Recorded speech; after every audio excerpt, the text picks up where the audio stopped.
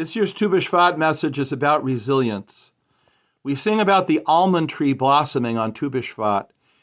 Professor Yochanan Mufsas taught the almond tree is the most optimistic of all trees because when she sends her blooms out into the world, the rest of the world is cold, the earth is barren and brown, and yet out come her beautiful white blossoms, as if to say, winter is all around us, but spring will come.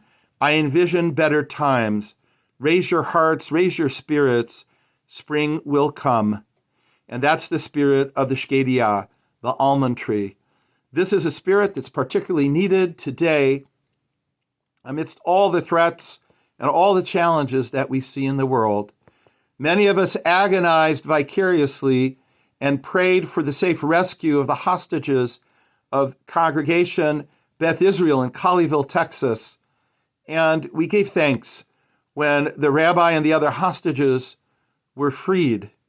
By the same token, the enemies of our people, time and time again, imagine that if they can instill sufficient terror in us, if they can make us fearful or pessimistic or despairing, that somehow that resilience, that optimism, that insistence on envisioning a better future could be extirpated from the Jewish people.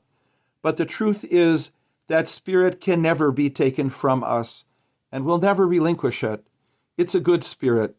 Let us not adopt the spirit of hate, but let us stubbornly and even joyfully affirm the spirit of the almond tree, of life, of hope, of envisioning a better future, and doing what each of us can to help bring it about. Also, Tu Bish'vat is the new year of the trees. It's inviting humans that live hour to hour and day to day and week to week to experience the world through tree time. Tree time is 1 year at a time. Tree time moves more slowly, yet it moves. It is dynamic. It reminds us to both be in the moment, but also to take the long view. The story is told by our sages of Choni seeing a man plant a tree that takes many, many years to grow. He said to the man, "You'll never live to see the fruit of that tree." He pointed to another similar tree, full of verdant fruit and thick boughs and branches and trunk, and said, "You see that tree?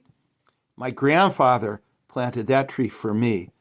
This little sapling I am planting for my grandchildren."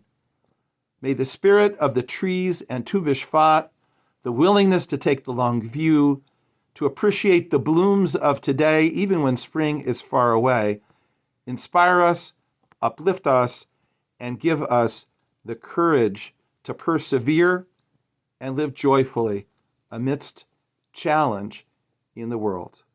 Stay well. Happy Tu Bish'vat.